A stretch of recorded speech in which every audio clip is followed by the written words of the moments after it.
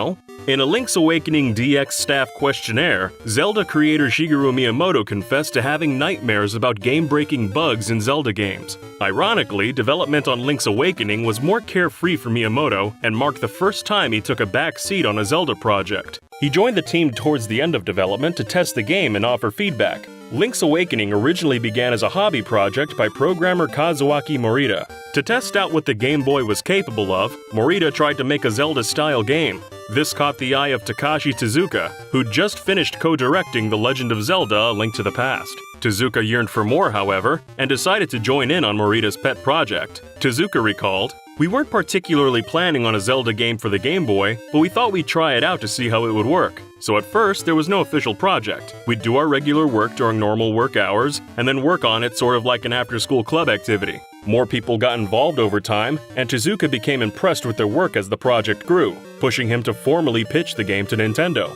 Luckily, the project was quickly approved, and development on the first handheld Zelda game officially began. In spite of the game's new official status, the team still enjoyed relatively free reign due to the game being on the Game Boy. The crew originally planned to port A Link to the Past to the Game Boy, but the project evolved into its own unique title as the team added more to the game. The game even borrowed an unused idea from A Link to the Past, such as combining items for new effects. For instance, the fishing minigame was added in for fun by Morita, who has a reputation among his colleagues as an avid fisherman. Lead programmer on A Link to the Past, Toshihiko Nakago, explained in an Iwata Asks interview, "He's the kind of guy who makes fishing games without even being asked." Morita wasn't the only one who had fun either. Other members of the team enjoyed squeezing in Nintendo characters such as Yoshi, Kirby, Dr. Wright, and many more into the game. The crew often didn't even ask permission to put in these references. Tezuka stated, "It was for the Game Boy system, so we thought, oh, it'll be fine. Maybe that's why we had so much fun making it. It was like we were making a parody of The Legend of Zelda. Not everything was a joke, though." For example, the surreal themes of Link's Awakening were heavily inspired by the cult classic American TV series Twin Peaks. Tezuka recalled that Twin Peaks was popular at the time, and the show's drama came from a small number of characters in a small town, as well as its focus on dreams. So when it came to making Link's Awakening, he wanted to make something that would have deep and distinctive characters despite being small in scope.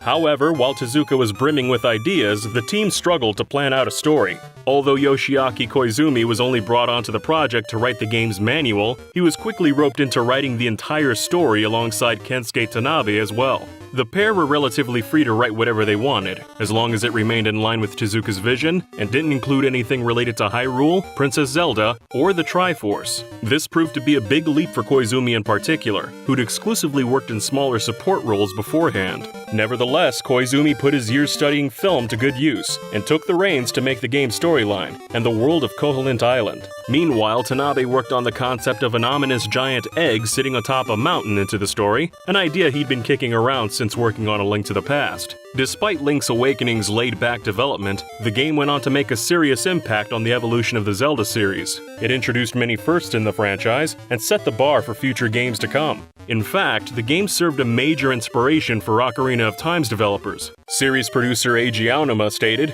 "The staff who worked on Ocarina of Time had all played Link's Awakening, so they had a sense of how far they could go with the series. I'm certain it was an important element in the series making a breakthrough. If we had proceeded from A Link to the Past straight to Ocarina of Time without Link's Awakening in between, Ocarina of Time would have been different." In return, Malon and Talon were added to Ocarina of Time as direct references to Marin and Terran. Leading up to Link's Awakening's North American release, Nintendo held a publicity stunt known as the Zelda Whistle Stop Tour. At the event, participants started a 3-day cross-country journey on a train in New York City. On the train, each contestant was given a Game Boy with a pre-release copy of Link's Awakening, with the goal to beat it before arriving at their destination. The first to complete the game would win a $1,000 prize for the charity of their choice. Additionally, each player was given 5 rupees, represented by Mamba candies, that they could use to buy hints from Nintendo game counselors if they got stuck. More rupees could be won over the ride by correctly answering questions about the state the train was passing through at the time. The event didn't go as smoothly as Nintendo hoped, however. The train ride was planned to end in Los Angeles, but a major bridge on the route collapsed shortly beforehand, and the destination was switched to Seattle at the last minute. Later, when the train arrived in Chicago for a transfer, Matt Williamson was locked inside his sleeping compartment and wouldn't answer calls. Eventually, the train crew was forced to take a sledgehammer and break the door down, where they found Williamson fast asleep with his Game Boy still at his side. Afterwards, Williamson was affectionately nicknamed Sleeper by the other contestants for the rest of the ride. While the event was primarily held for the press, 1990 Nintendo World Champion Jeff Hansen was also invited to attend. Hansen managed to beat the game before anyone else, roughly 2 days into the journey. However, Nintendo refused to give Hansen the prize. Hansen told Nintendo Life, "Unfortunately, there wasn't really any incentive for Nintendo to give me, the only non-journalist, the money, so I was a little disappointed to find out that I did not qualify. I recall that there were several others that also beat it before we arrived in Seattle, and the first one to do so, after me, was declared the official winner." According to Russ Sokola, a writer for EGM who came in second place behind Hansen, the journey was fun for those involved, despite any setbacks. Sokola wrote, "From New York to Seattle, we played the Zelda game, had fun, got harassed by rude Amtrak personnel, and generally stuck together as a group bonded by such an unusual experience. Everyone on the Whistle Stop tour accumulated anecdotes, learned more about each other, and had a great time playing games and seeing the fields, abandoned cars, people, and mountains through 12 states across the northern half of America. When I tell people about the trip, they look at me like I'm crazy that I actually went along voluntarily. But overall, it was a positive, once-in-a-lifetime experience." For Link's Awakening on Switch, development seems to have started sometime in 2016. This comes from a recent issue of Edge magazine, where Eiji Aonuma admitted to secretly teasing the game to Edge back in 2016. In the 2016 interview, Aonuma stated, "Nintendo has been telling me to create a new IP. But then, they're also telling me to make more Zelda games. I can't really share much, I'm not sure I'm allowed to say anything, but I really like the idea of a game where I can live as a thief. That's all I'll say." This was a nod to how in Link's Awakening, the player can steal items from the town tool shop. This wasn't the only clue fans got regarding a Link's Awakening remake. In mid-2018, Nintendo updated the official Zelda timeline on their website. The main reason for the update was to add Breath of the Wild to the site, but Link's Awakening was also moved during this update. The game was moved from taking place after the Oracle's games to taking place before. Although this probably wasn't an intentional hint, in hindsight it clearly signified that Nintendo were thinking about Link's Awakening's story. According to Aonuma, there were two main motivations for remaking the game on Switch. Firstly, the original Game Boy version is 26 years old now, and is becoming harder and harder to come by. Aonuma wanted to make sure that new players will always be able to experience Link's Awakening in some form. And secondly, the team believed Link's Awakening was the perfect place to try out a new experimental feature. Shigeru Miyamoto was the first to bring up the idea of the Dungeon Creator feature. He thought letting players arrange their own dungeons would be a fun feature to add. When the team started to run with this idea, they realized that every dungeon room in Link's Awakening is about the same size, making the game a perfect fit.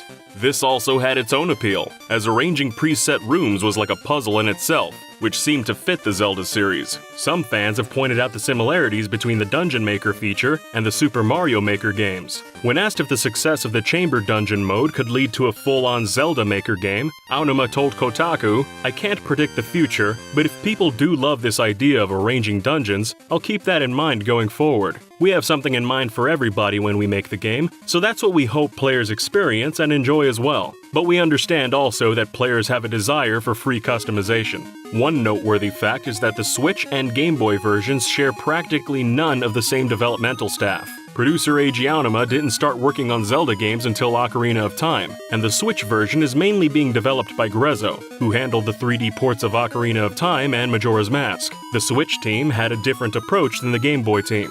This can be seen with one action, where the team actually asked permission to use non-Zelda Nintendo characters. For a time, the Switch game's official website listed the number of players as to be determined. Fans speculated this meant Nintendo were bringing back a feature cut from the original title, multiplayer. One design document for Link's Awakening showed two Links taking on some sort of enemy, with a note at the side saying, "What are we gonna do about one-player mode?" This seems to imply there was a co-op mode at one point, possibly using the Game Boy link cable. However, the Switch game's site was later updated, and clearly stated the game was for one player only.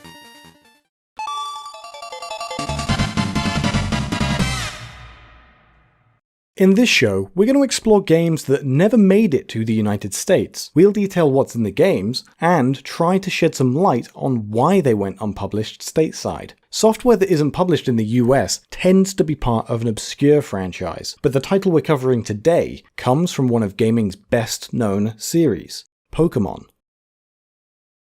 The Pokémon franchise exploded during the 1990s. As with most popular series, Pokémon's creators tried to capitalize on the success of the anime and video games by creating a trading card game. Since the first generation of Pokémon games had already established a battle system, the trading card game's rules took inspiration from the Game Boy games. The card game launched in Japan in 1996 and reached the United States around 2.5 years later. It took America by storm and became a trend amongst the nation's kids. During this 2.5-year gap, a brand new Pokémon game was released in Japan based on the trading cards. A year after this game came out in its home country, it was translated and published in the West as Pokémon Trading Card Game for the Game Boy. Due to the success of the game, a second title was created and released in Japan in 2001. Although many Western fans waited for the second game to be localized, it never made it to the West. Before we get into the details of the second game, we're going to talk a little bit about the first game.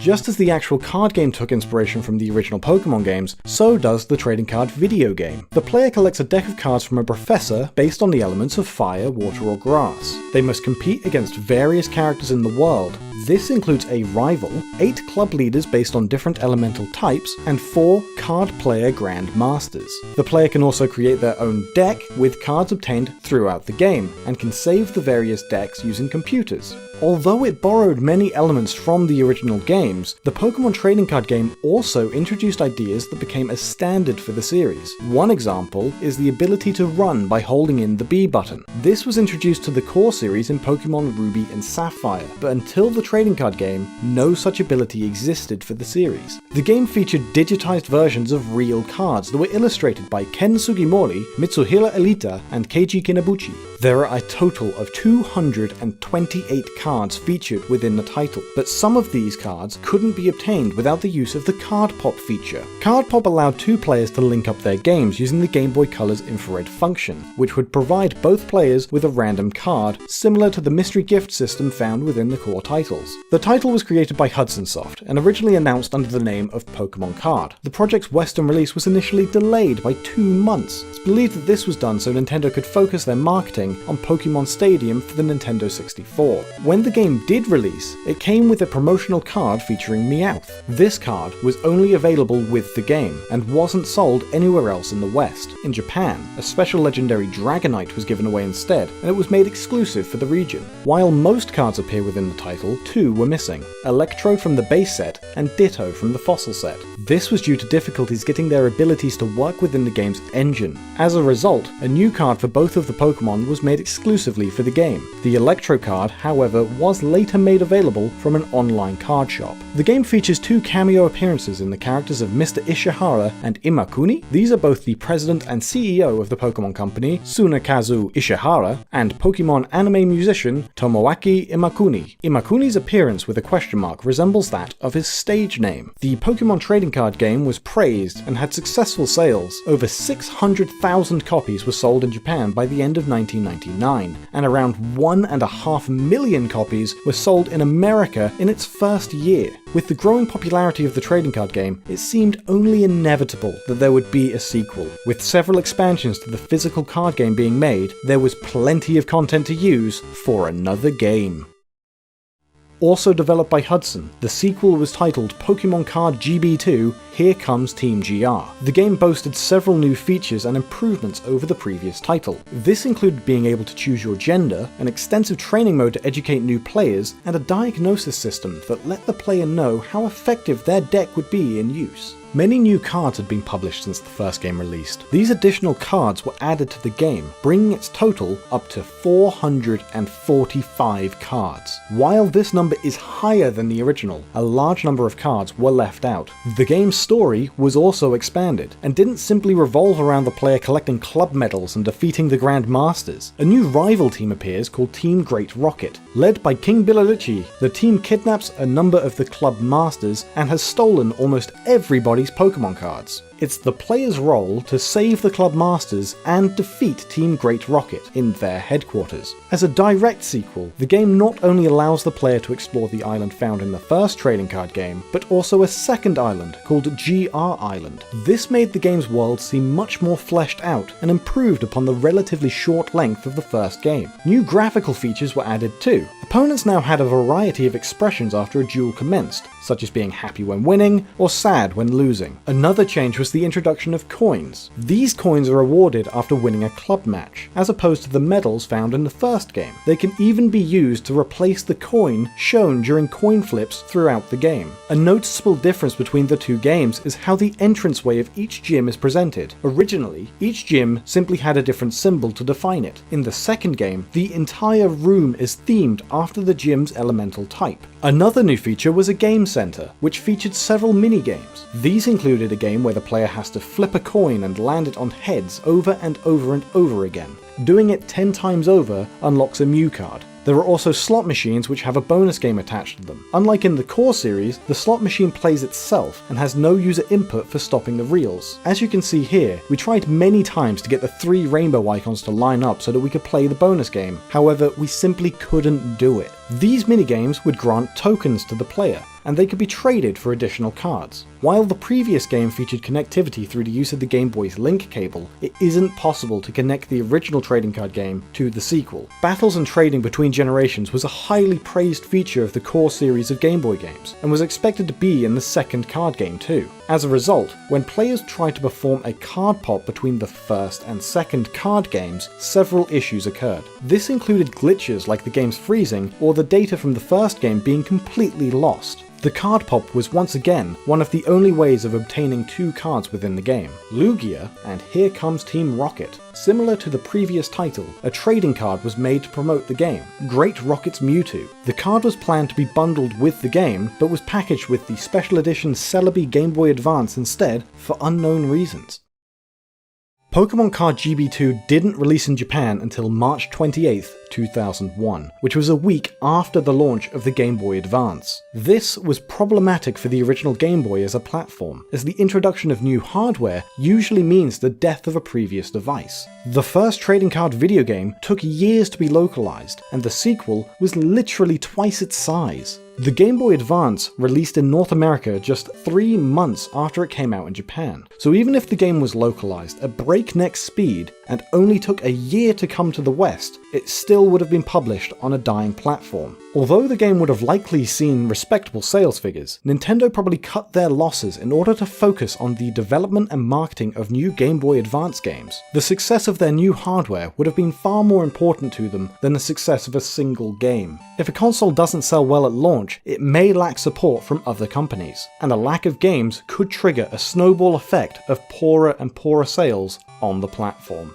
The Game Boy had an incredibly long life for a piece of gaming hardware, with it being released in 1989 and not being discontinued until the year 2003. This long life brought tons of memorable and beloved games with it, and despite the system's audio and graphical limitations, it was the first time gamers could genuinely take good and engaging titles on the go. The system was the birth of the Pokémon franchise, which went on to become, well, the Pokémon franchise, that you definitely know about already, but other smash hit titles like Super Mario Land 2, 6 golden coins also pushed Nintendo into the status of a home entertainment staple. And of course we'll be talking about Super Mario Land 2 as well as Pokemon Gold and Silver in today's episode. But first we want to talk about a surprisingly interesting Game Boy game with a truly unique feature, Mission Impossible. Film tie-ins used to be far more prevalent in the gaming space at the time of the Game Boy, with most of which honestly being a total waste of time. Companies knew that they could make a quick buck selling games to people that had just seen the latest blockbuster, so relatively mundane video games were a great means of extra revenue for small to mid-sized game studios and film studios alike. With Mission Impossible, which was released for the Game Boy Color, a rather unique feature was included in the game which made use of a new addition to the Game Boy Color's hardware, the IR sensor. The game includes the Impossible Mission Force Agent Organizer, essentially a rudimentary PDA at a time when such devices would have cost an arm and a leg. Players could store notes, addresses or messages, and then transmit that data from one player to another who also had a copy of the game. However, the infrared sensor was used for something a little more impressive than even wireless communication circa 2000, the ability to use your game's console as a remote control for your TV.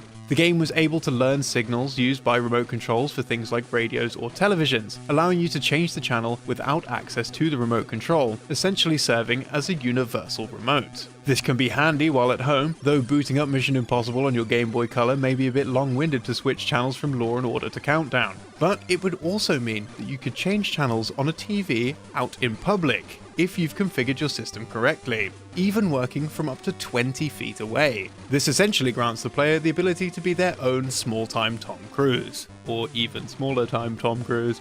From a major blockbuster film series to a blockbuster game franchise, Final Fantasy Legend is well known for not always being a Final Fantasy game. It's pretty well known these days that the title's branding was changed in the West to focus entirely on Final Fantasy, when the game's Japanese name being Seiken Densetsu, with Final Fantasy Gaiden being its subtitle. But this isn't the only time the game was changed, and this is far from the biggest change that occurred. According to a Japanese Seiken Densetsu guidebook, one of the title's programmers claimed that the game actually began its life as an experimental tennis game. The quote, as translated by Clyde Mandolin, reads, "This game actually started out as an experimental tennis game. At some point, the court turned into scrollable screens, the racket turned into the playable character, the ball into a weapon, the opponent's racket turned into enemies, and the court became what was referred to as the map. And before I realized it, a story was added into it, and then the game was released as Seiken Densetsu. It was a curious experience." It isn't going to be a Nintendo system without some kind of breakout hit Mario title making an appearance, and while the first Super Mario Land was by no means a bad experience, Nintendo made great leaps with their sequel, Super Mario Land 2: 6 Golden Coins. The first Mario Land was perhaps limited in its appearance, with Mario being just 10 pixels tall, but for 6 Golden Coins, we got a more detailed look at the plumber and the world he's in. But this more detailed look put a spotlight on how strange the game's art direction and design really was, with things like a Jason Voorhees-inspired enemy and a world made of knockoff Lego. But apparently, the game was originally far more unusual. During an interview with the game's director and designer, Hiroji Kiyotake, he stated, "With Super Mario Land 2, one of our ideas was not to be bound by the conventions of the previous games. However, when we showed our first draft to everyone, they were like, I don't know, is this Mario? We realized that we were on the wrong path. So we toned down that idea and made something a little closer to the existing Mario world." But it seems that the developers may have overcorrected, and later in development tried once again distancing Mario Land 2 from other Mario games. The title originally used the same sound effect for Mario turning into Super Mario as Super Mario World. But halfway into development, the team decided that hearing the Super Mario World sound effect on the Game Boy was just a bit off. And they were afraid that players would become negatively conscious of the fact that they were playing on a small screen, and begin to compare Mario Land 2 with the audibly and graphically far superior Mario World. 6 Golden Coins was also the birthplace of one of Mario's most iconic characters, Wario. Wario didn't just work as a fantastic villain for the series, but could even transition the gap of antagonist to protagonist. Wario Land 2 for the Game Boy was an extremely well-received title, and most likely served as the cement for Wario's position in the Mario franchise. The title received a re-release just a few months after its initial release on the OG Game Boy, which optimized it for the Game Boy Color hardware. In the Game Boy Color enhanced release of the game, while still possible to play on a Game Boy or a Game Boy Color, the save files for both systems were not compatible with each other. For this reason, when trying to play a Game Boy Color save file on the Game Boy, or vice versa, the game will go through a set of menus to delete old save data to accommodate that of the other system. So forget about lending it to a friend and expecting your save data back. Another change between both versions appears in the levels Turn Off the Giant Faucet and Escape from the Teacup. These levels contain a unique fish enemy that grabs Wario and pins him to a wall until he escapes. For unknown reasons, the Game Boy Color release replaces this unique fish enemy with a standard sawfish. Despite this omission, full color graphics for the unique fish are still present in the game's code, so at some point it was clearly planned to remain in the game. Another Nintendo series with a strong following is the curled ball of strawberry milkshake Kirby. Kirby's Dreamland 2 actually contains a fairly large number of secret and cameo appearances from other familiar faces, such as the mini-boss Blocky, who originally appeared as one of the enemies in HAL Labs' earlier series, Adventures of Lolo. Not only this, but if the player frees the same animal friend as they're already riding, then there is a fairly infrequent occurrence that the sacks which usually contain Gooey will instead contain Blob, a female version of Gooey. This isn't the case in the game's original Japanese release though, where Blob's role is actually taken by Chao, the female protagonist from Famicom Fairy Tales Yuyuki, a Japanese-only Famicom Disk System adventure game by Nintendo.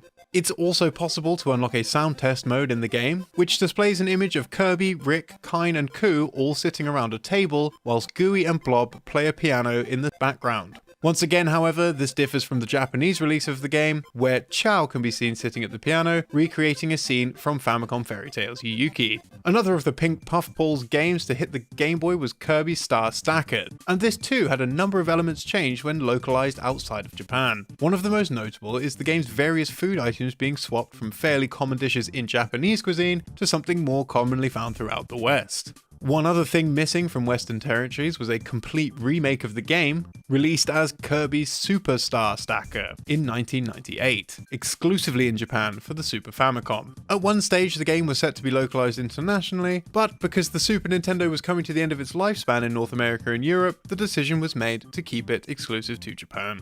Now, Radar Mission is likely one Nintendo-developed game that you didn't keep up with. Released in 1990, the title is a fairly simple take on the classic tabletop game Battleships, and since the general theme of the game is war, it seems Nintendo wanted to sneak in their own little Easter egg to reference another of their popular licenses. In the game, the player uses a star symbol, while the enemy forces use a moon symbol, the same symbols used by the ally and enemy forces in Famicom Wars, as well as the other Wars titles, such as Advanced Wars. And now it's time for what probably half of you clicked the video for, some Pokemon trivia. Here's some very obscure trivia from Pokemon Gold and Silver that is so rare it can only be seen by trading important items with your friends. Gaming YouTuber Pika's Prey managed to discover a small piece of text that only appears under certain conditions. In the game, Claire, the leader of Blackthorn Gym, gives the player the task of setting out for the Dragon's Den in order to obtain a Dragon Fang, a key item only found in this location. However, if the player obtains the Dragon Fang through another means, such as either trading it through a Pokemon who is holding the item, or by hacking the item into the player's inventory, Claire will be most upset. She actually refrains from giving the player the Rising Badge, and will call them out for having cheated, as the item has not been obtained from the game's Dragon's Den. She will say, "You did not get that at Dragon's Den. Trying to cheat like that. I'm disappointed in you."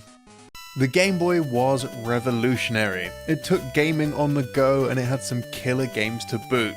The only real problems with the system was that it wasn't exactly pocket friendly, and you couldn't see the screen if you had no external lighting. This is often riffed on, but it seems a pretty glaring issue with the system, and viewing the Game Boy games through a modern lens really paints the experience in a different light. But regardless, the games were solid, and Nintendo's first-party offerings were quite remarkable, all things considered. Mario's Picross, Donkey Kong Land, Metroid 2, Link's Awakening, and Pokemon Gold and Silver demonstrated that great products can come in compact sizes, if you consider the OG Game Boy to actually be compact, that is.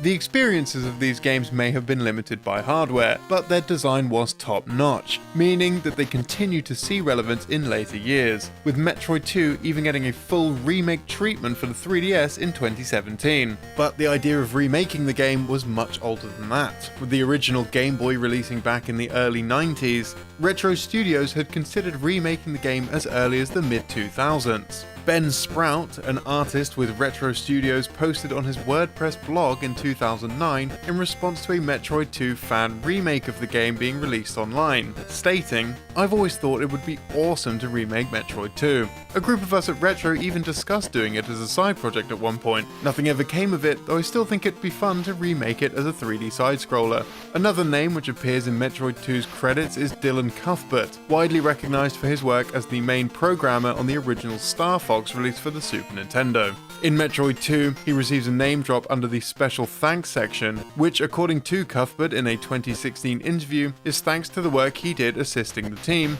providing programming advice, and helping with the game's optimization while he was working on his own title, X, also released for the Game Boy. Speaking of which, X is an important game in and of itself. In order for Dylan to create X, his team at Argonaut had to create their own Game Boy development kit, a task that was not so simple to achieve. According to Dylan, we hacked together a Game Boy development kit with a camera pointed at the Game Boy. They'd gotten it into circuit printing and were printing the circuit boards in this bath full of acid. We're not certain, but X may well be the only game that came to be partly thanks to a bathtub full of acid. Our next Game Boy title is Mario's Picross, a great little puzzle game which stood the test of time. This is another Nintendo title that had a whole bunch of changes when it was brought to the West. These included a number of changes to the puzzles, altering what the player must draw out on the Picross boards. One of these was the alteration for a puzzle featuring a picture of a cocktail drink, which was changed into that of a Boo character from the Mario series, essentially changing booze into a boo.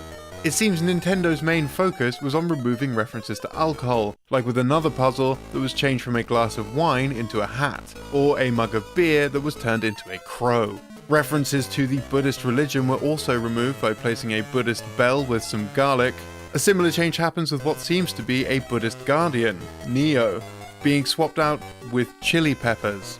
References to Japanese culture were also changed to more universally recognized images, with the removal of a Japanese tea kettle for a much more recognizable burger, and the change of a hand drum and yokai to popular animals. Another puzzle was changed to remove a cigarette, which is a surprising image to include in the first place, considering it's a game for all ages. Other changes include a toy puzzle having been turned into a unicorn, and despite efforts to distance the game from religious iconography, a fan puzzle was turned into an angel. When it comes to creating a new title for the Game Boy, it makes sense to work on a game specifically designed for pocket adventures, with inspirations coming from games on home consoles. However, while Donkey Kong Land wound up being an entirely unique game in its own right, the original plan was for the game to be a straight-up port of one of the SNES's most graphically impressive titles, Donkey Kong Country. Programmer Paul Mahachek, however, managed to convince higher-ups at Rare that a new, original title would make more financial sense, saying, "Whenever anyone asked me to convert a console game onto Game Boy, I expressed the opinion that we'd be better off writing a new game in the same vein, and that the extra resources to do that wouldn't be much greater than for doing a port, whilst not limiting your market and reducing its size to those people who hadn't just bought the console game. It was a point of view I expressed in 1994 when I was asked to port DKC and instead wrote DKL for Game Boy. This was also a sentiment that Cranky Kong would get behind, as Donkey Kong Land's manual expressed the whole game was made after Donkey Kong and Diddy Kong had a bet with Cranky that they could have fun even without fancy graphics and modern music." Despite this point, however, the original Donkey Kong Country was given a port to the handheld's mid-generation upgrade, the Game Boy Color, albeit a whole 5 years after Donkey Kong Land. Another one of Donkey Kong Land's secrets is that the game was originally going to feature a new animal buddy called Rambunctious. Little is known about what this little fellow could do, and why he never made it into the game, just that they were, a ram. Maybe they were just a little bit sheepish. Hearing from developers who worked on our favourite games gives us some great insight into game creation, a job which for many may seem like a dream come true until you find yourself on the other side. The Legend of Zelda Link's Awakening was a game that certainly delivered joy to many players, but in the files from the Giga Leaks a couple of years ago, a development note from one of the game's programmers revealed some more sentiments around their work at Nintendo over the years. Left by programmer Kazuaki Morita, the note titled Bearded Uncle goes on to talk about his experience working with Nintendo and his thoughts as he moves forward in his career. It reads, "I think there are jobs game developers will never forget, in the same way that people who fish remember their first catch regardless of its size. For me, it's Super Mario Bros. It had a huge 32 kilobyte programming area for the time, and I packed in nearly that much. It was a big fuss even if you had a few free bytes. Then the Infinite Lives, the Minus World, I think the word tricks started being used around this time. I'm relieved they're not always called bugs. It's been about 8 years since then, and I've been involved in various other games, but as I get older, I feel my head is spinning and my memory is weakening. However, I think that my slyness has been only further enhanced. It is often said that a programmer's life is up to 30 years long, but that's just a social custom, saying it happens because you don't have to work, when really it's that you are unable to work. And I think I might quit this job if I feel I've reached my limit, since there's no such thing as a programmer who cannot program. You may be pleased to hear that Kazuaki would stick with Nintendo for many years after Link's Awakening was released, mostly sticking to work on the Zelda franchise as a programmer, though in recent years taking on more roles as a supervisor, possibly starting to feel his age when it comes to his programming tricks. What would a variety of Nintendo games be without the mention of Pokémon? Pokémon Gold, Silver and Crystal came after Red and Blue, so players were of course expecting some riveting new features to their grand adventure. It turns out that there was a feature set to change the game's immersive experience, giving the player a sense of being in the Pokémon world, but it was removed before the game's final release. A fully functional feature that allowed the player to name their mother. This function was included in the data of the Space World 97 demo of the game, which offers the choice of calling your mother Mother, Mama, Mommy, or the option of giving her the name of your choice. A curiosity around this data takes place during the demo's Pokemon catching tutorial, however, in which the player's name is copied to the same location in the game's RAM as the mother's name is stored, suggesting that by the time Nintendo had finished creating the game's tutorial, the mechanism of naming the mother was already planned to go unused. Another bit of interesting content can be found within the game's data. Interestingly, all 26 forms of Unown have shiny variants, but only the Unown that are shaped like an I and a V can be shiny. This is, by complete coincidence, due to both how Unown forms and shininess are dependent on IVs. This means that there are 24 forms of Unown which have unused shiny variants. For this episode, we've collected trivia from a variety of Game Boy and Game Boy Color titles. While Nintendo took over the TV in many homes, the company had yet to dominate gaming on the go. With the release of the Game Boy, that all changed. Nintendo led the market with a relatively modest machine in comparison to competitors like the Game Gear or Atari Lynx. As is a common trend with Nintendo, the design of the handheld didn't rely on power alone, with many praising the system for its long battery life and rugged build quality. The Game Boy paved the way for many series that are still staples in the industry, and continue to see sequels to this day. One of the best-selling titles for the system was Tetris, though this is likely contributed by the fact that many Game Boys were bundled with the puzzle game. The game was so popular that even Apple co-founder Steve Wozniak was an avid player. His passion and skill with the game was particularly noteworthy, as he'd regularly send in his scores multiple times to Nintendo's official magazine, Nintendo Power. His scores often reached the top of the scoreboards. However, Nintendo Power eventually stopped publishing his name in the magazine because of his constant dominance. This didn't deter the entrepreneur, who managed to get around his shadow ban from the charts by submitting his scores under another alias, Yvette's Kainzao. This name would be approved and put onto these score tables, despite the fact that it's a thinly veiled disguise, simply being Steve Wozniak spelled backwards. Another powerhouse of the Game Boy was undoubtedly the Pokémon franchise. It's fairly common knowledge that the original Pokémon games had many errors, but this seems to stem to the game's box as well. The blurb on the back of the boxes states that the player can catch 139 different Pokémon without trading. However, a player can only obtain 124 Pokémon in a single playthrough without trading. This is because the 139 number includes Pokémon that the player could attain, but has to choose between. It doesn't take into account that players must choose between the Omanyte and Kabuto families, the Evolutions, Hitmonlee or Hitmonchan, and the 3 starting Pokémon lines. It also doesn't take into account the 4 Pokémon that only evolve when traded.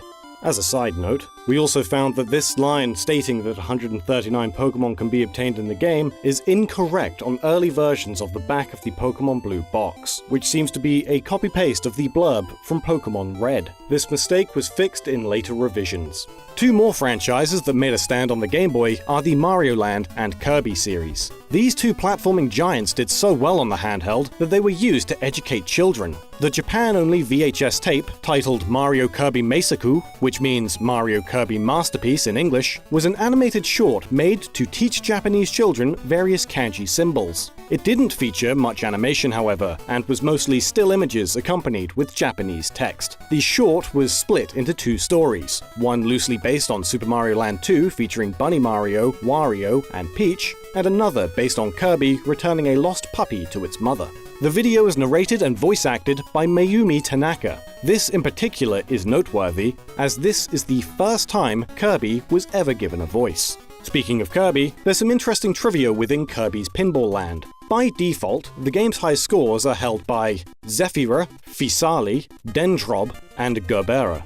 These names are actually a reference to characters from Mobile Suit Gundam 0083. The names are short for GP01 Zephyranthes, GP02 Physalis, GP03 Dendrobium, and Gerbera Tetra. Another fact about Kirby's Pinball Land is that its game engine was likely used for Pokémon Pinball. This is based on the similar gameplay of the two games, and the fact that HAL Laboratory are credited in Pokémon Pinball, even though the game was developed by Jupiter Corporation. A fair amount of games on the handheld contain hidden messages and content. Within the data of Spider-Man 2: The Sinister Six, a hidden message can be found which references several of the game's developers: Grant Davies, Michael Smith, Peter Suwara, Paul Clark, and Ivan Kenny Sumiga. The message reads, "Grant was last seen fleeing Taurus Games with a briefcase packed full of money under each arm. He remains wanted in 4 states. Smitty made several unsuccessful attempts to circumnavigate the world in a lunchbox. He now lives in Peru." Peter Stinky Suwara devoted his life to the quest of spiritual enlightenment. He has lived in recluse since Spider-Man. Paul submitted several game designs to Activision, all featuring a snowboard and a railgun. None were accepted. Ivan was arrested after a hosting series of wild parties with crazy antics. He is currently serving 32 life sentences in a state penitentiary. In Sabrina, the animated series, Zapped, hidden messages actually change depending on which regional version of the game is being explored. In the US version, there are 3 instances of the same message reading, "Hello there." But in the EU version, it seems the developers were aware that people would look at their game data, so included a little joke. The 3 messages includes a single instance of "Hello there," as well as "Wow Salem, so this is what the inside of a hex editor looks like," and "Hey look, someone ripped our game." Strangely, another piece of code is a reference to a file path for one of the developer's computers, or more specifically, a reference to their Zone Alarm antivirus settings. The Game Boy Color game Looney Tunes Collector Alert has its own hidden image too, which is only accessible through a cheat device. To see it, the player must use the Game Genie code 8A1-7DA-F74, then hit reset. This time the message is in French, and shows a young child with the words "From the team at Martian Alert," with Bugs Bunny saying, "Hi Jeremiah," likely included by a developer as a hidden message to their son. Next on the list, we're talking about SpongeBob SquarePants' Legend of the Lost Spatula, which was the first dedicated SpongeBob game. Not only does the game have a hidden level select menu, it also has at least one unused area. There's a room to the right of the outer town map that can be accessed by hacking the game. The room in question appears to be a version of SpongeBob's living room that resembles the Season 1 episode Jellyfish Jam. While not actually hidden away, Conker's Pocket Tales code is peculiar compared to most Game Boy games. The cartridge itself contains 2 separately programmed games, with one running when inserted into a standard Game Boy and another when inserted into a Game Boy Color. While both games have the same story, some of the title's gameplay mechanics actually differ, as well as the game's maps. This Game Boy title was actually created to precede a Conker game on the Nintendo 64 called Conker's Quest, which was later renamed 12 Tales Conker 64, and then completely reworked into Conker's Bad Fur Day. As a result of these early plans changing, Pocket Tales has absolutely no connection to Conker's N64 misadventure at all. Another game which was almost forced to change direction by publishers was Shantae. Shantae's co-creator, Matt Bozen, has said that during development of the title, publishers had a hard time accepting the developer's choice of a female lead character. Bozen stated, "The most common reaction to Shantae back in the 90s was, 'Hey, great looking game, but who do the guys play as?' Like we must have messed up and put the Player 2 character in the Player 1 spot. It felt like our work was being dismissed for no good reason, and it made no sense to me. But eventually I came to understand that these people genuinely knew their markets, and that the game would probably not sell, and that was even more irritating. So I feel like Shantae had to exist. even if it was just to reach out and see if there was an audience reaching back. The game would ultimately see its release in 2002, extremely late into the handheld's lifecycle, being published by Capcom.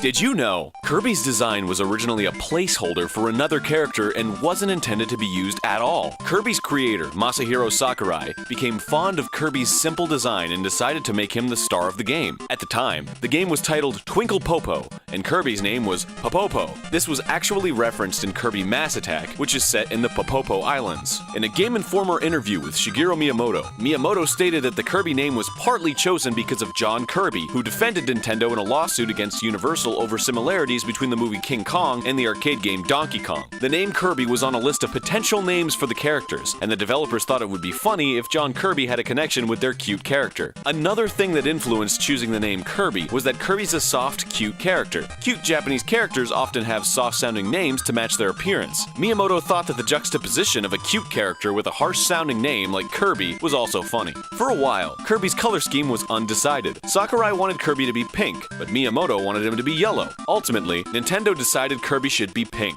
Miyamoto's yellow Kirby was used as the default color for Player 2 whenever there's multiple player-controlled Kirbys on screen. Before Kirby's final color scheme was chosen, Nintendo of America localized Kirby's Dreamland. They were confused as to whether Kirby was pink or yellow and didn't know how to represent him on the box art. They decided to play it safe and make Kirby white like he appears in the game. And speaking of box art, several Kirby games had their covers changed in the West. The Japanese versions all show Kirby smiling or neutral, but the North American box arts all show Kirby angry. It's thought these changes were made to compensate for cultural differences between Japan and North America. Some other secrets and Easter eggs include Kirby dancing on the pause screen of Kirby's Dreamland if you wait for 20 seconds, and a crude drawing of a naked woman in the background of the level Red Canyon. There's also an unused Waddle Doo enemy in Kirby's Block Ball, where the Waddle Doo's death animation shows his eye bursting out of his head. Did you know? While Tetris was created in 1984, creator Alexei Pajitnov hardly received any money from the game until 1996. At the time of Tetris's creation, Pajitnov was an artificial intelligence researcher working for the Society Academy of Sciences, one of the few Soviet organizations with contact to the outside world. His job was to test the capabilities of hardware sent to the Academy, which he'd do by writing simple programs for them. Having always loved puzzles, Pajitnov wanted to make a game using pentaminos, geometric shapes formed by fitting exactly 5 squares edge to edge in various combinations. Pentaminos have 12 possible arrangements, which Pajitnov eventually decided was too convoluted for a puzzle game. He decided to use tetraminos instead, which only have 7 possible arrangements. The game was initially programmed for use on the Russian Electronica 60. Letters were used to form the shapes as the computer didn't feature conventional graphics. Once Tetris's row-deleting mechanic was implemented, Pajitnov found himself too addicted to his own game to finish it. His original build only featured a score system and there were no levels. Prior to creating Tetris, Pajitnov and his partners at the time planned to make about a dozen computer games for the PC and sell them together in one system they called a computer fun fair. However, due to the laws in the Soviet Union, attempting to make private sales of a product was a dangerous endeavor. Because they couldn't sell the games, they ended up giving them out for free. But the only game which garnered much interest was Tetris. Its name was a portmanteau of the Greek prefix tetra, meaning 4, and Pajitnov's favorite sport, tennis. The PC version made its way to Hungary, where it was discovered by Andromeda Software Limited. In 1986, Pajitnov gave the rights of Tetris to the Perestroika movement in Russia for 10 years. At some point in 1987, Andromeda allegedly obtained copyright licensing of Tetris for home computer systems, but the Soviet government hadn't begun marketing the rights until 1988. Video game licensor Hank Rogers discovered Tetris at the 1988 Computer Electronics Show, and after which he licensed it for as many systems as possible through the American company Spectrum Holobyte. As it turns out, Holobyte's parent company, Mirrorsoft, had already given some of the licensing rights to Atari, rights Rogers thought he'd obtained. The fate of Andromeda is unclear, but the version released for PC by Spectrum Holobyte, which legally obtained the licensing rights, mentions Andromeda in the opening message. Eager to cut through the confusion and secure rights to the console and handheld versions, Rogers went to Moscow to get things settled. He was able to meet with Elektronorg Technica, the Soviet bureau which handled the export of software. They told Rogers they'd never given the rights to anybody at this point, though it's unclear whether they meant the console rights or any rights at all. Regardless, he was able to seal the deal. He acquired the rights, then made a deal with Nintendo to bundle Tetris with the Game Boy. The Game Boy version alone would go on to sell 35 million copies. In 1996, the rights to Tetris reverted back to Pajitnov, who had moved to the United States 5 years prior. he would finally be able to make some money off the game he invented. Pajitnov and Rogers established the Tetris Company, which combined copyright registrations for Tetris products in the US with trademarks in countries the world over. Not only did the Tetris Company set up to thwart all illegal clones of Tetris, they also established what is referred to as the Tetris Guideline. While the Tetris Guideline is not currently publicly available, the specifications ensure all Tetris games from 2001 onwards appear similar in form, with standard Tetris modes adhering to the guideline. As far as the community has diagnosed, this includes a couple of interesting things. One guideline dictates the color of each piece. The I must be cyan, the O yellow, the T purple, the S green, the Z red, the J blue, and the L orange. This rule began with Tetris Worlds and has carried over ever since. To cut down on players having to relearn major aspects of the game's system, part of Tetris' guideline also includes the super rotation system. This defines the axis on which each Tetramino spins, and how it reacts to colliding with a wall. Another mandatory inclusion is the song commonly referred to as Type A, which played during the A-type mode in the Game Boy version of Tetris. This song is a version of the Russian folk song Korobeniki, and was arranged by Hirokazu Tanaka. The Tetris Company decided to use this track despite Pajitnov's initial negative reaction to its inclusion in the Spectrum Holobyte version of the game. It was very embarrassing for me. When kids of the world hear these pieces of music, they start screaming, "Tetris, Tetris." That's not very good for Russian culture. Tetris has also been a surprisingly relevant player in the realm of psychology. In 1991, Dr. Richard Ayer, a professor at the University of California's Department of Psychiatry and Human Behavior, scanned people's brains while they played Tetris. The purpose of the experiment was to evaluate whether the brain requires more energy as the game gets harder and faster. The results indicated that the opposite was true. When people first start playing Tetris, their glucose metabolic rates, or GMRs, skyrocket, meaning the brain is using lots of energy. But after playing daily for several weeks, players' GMRs return to normal, but their performance had increased sevenfold in some cases. A study conducted in 2009 by an Oxford University research group evaluated the effects of Tetris on victims of post-traumatic stress disorder. In instances of PTSD, flashbacks usually determine the severity of the symptoms experienced, as they are unpredictable and visceral stressors that can make other symptoms worse. The study involved having subjects answer trivia questions, do nothing specific, or play Tetris within 6 hours of watching a disturbing film. A week later, those who played Tetris reported less flashbacks of the film than the other groups. The hypothesis put forth by researchers is that the visual spatial exercise of playing demanding games such as Tetris is somehow protecting the brain from revisiting traumatic events as often. The reasons for this are still undetermined, but the results have been duplicated enough to indicate something worthy of further investigation. A team from the Research Institute of McGill University Health Center tested the effects of Tetris on people with adult amblyopia, commonly referred to as lazy eye. Amblyopia specifically affects one eye, resulting in the reception of unclear images from that eye. The brain considers the images from this eye to be faulty, and over time the unaffected eye hinders the impaired eye from improving. Regarding the use of Tetris, senior authority of the study, Dr. Robert Hess, said, "The key to improving vision for adults was to set up conditions that would enable the two eyes to cooperate for the first time in a given task. Their testing environment included head-mounted goggles that displayed a different image to each eye. One eye saw the falling objects, the other saw the objects on the ground. The patients who participated in the test experienced significant improvements after only 2 weeks." Hello, and welcome to Region Locked.